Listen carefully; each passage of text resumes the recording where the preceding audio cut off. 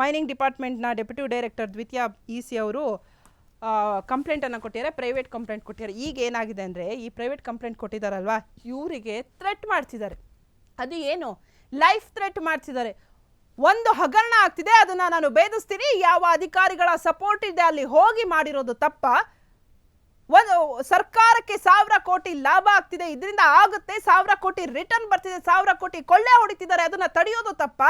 ಹಾಗಾದ್ರೆ ಈ ಲೇಡಿಗೆ life threat ಆಗ್ತಿದೆ ಅಂದ್ರೆ ಇಲ್ಲಿ ಆಡಳಿತ ಪಕ್ಷದವರು ಡೋಂಟ್ ಕೇರ್, ವಿರೋಧ ಪಕ್ಷದವರು ತಿರುಗು ನೋಡ್ತಾ ಇಲ್ಲ. ರೀ ಹೋಗ್ರಿ, ಎಲ್ಲೆಲ್ಲೋ ಇರ್ತಿರಲ್ಲ ವಿರೋಧ ಪಕ್ಷದವರು, ಹೋಗ್ರಿ ಬಳ್ಳಾರಿಗೆ ಹೋಗ್ಬಿಟ್ಟು ಅಲ್ಲಿ ಏನಾಗಿದೆ ಎತ್ತಾಗಿದೆ ಡೀಟೇಲ್ಸ್ ನ ಕಲೆಕ್ಟ್ ಮಾಡಿ ಆ ಲೇಡಿ ಇದಾರಲ್ವಾ ಡೆಪ್ಯೂಟಿ ಡೈರೆಕ್ಟರು ಮೈನಿಂಗ್ಸ್ ಅವ್ರ ಹತ್ರ ಹೋಗಿ ಸಹಾಯ ಮಾಡ್ರಿ.